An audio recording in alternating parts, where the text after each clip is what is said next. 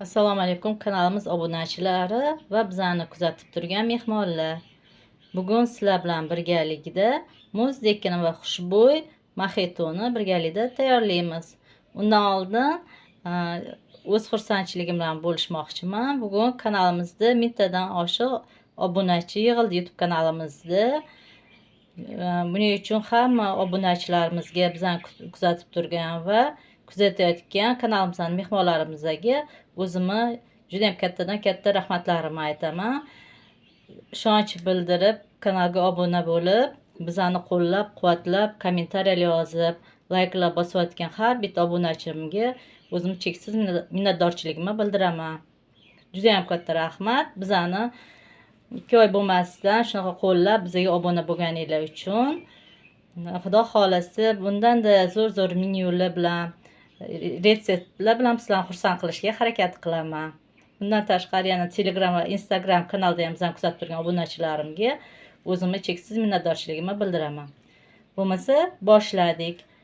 Bizani hozirgi moxitoyimizga, qulpinali moxitoga qulpinay kerak bo'ladi 14 dona.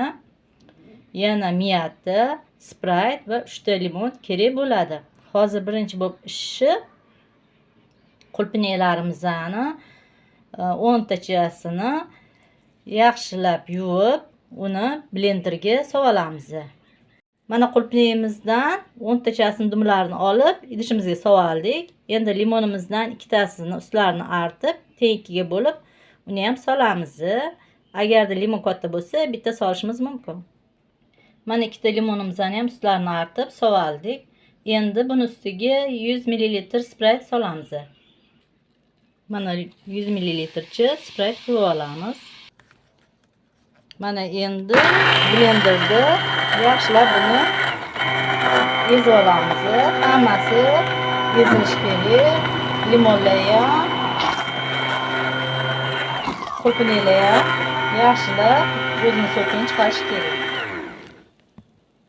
Mana ozgina blender qilganimizdan keyin miyatadan 4-5 tasini solib yana aylantirib yuboramiz. Mana miyatamizdan baylarni soldik, yana aylantirib yuboramiz blenderda.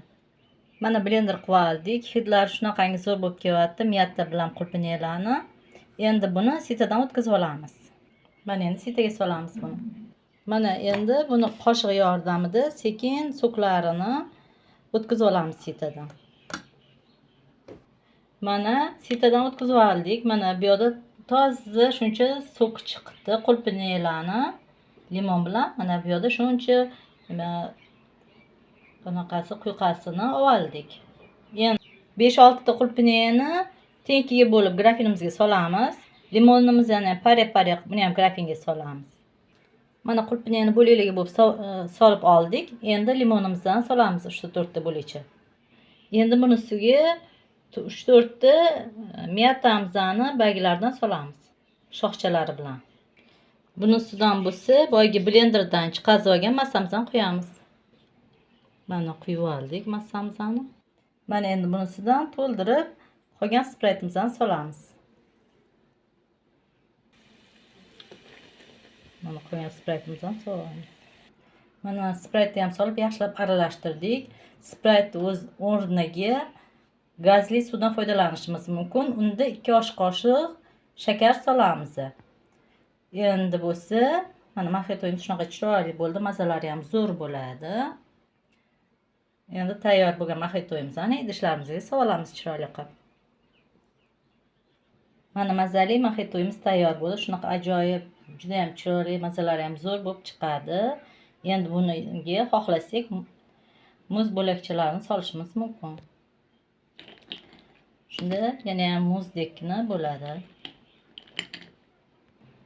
Mana muz bo'lakchalarini soldik. Juda ham mazalari zo'r bo'ladi.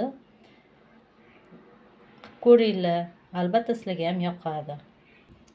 Retsept yoqqan bo'lsa, kanalga obuna bo'lib, like bosib qo'yishni unutmanglar. Yana yangi videoda uchrashguncha.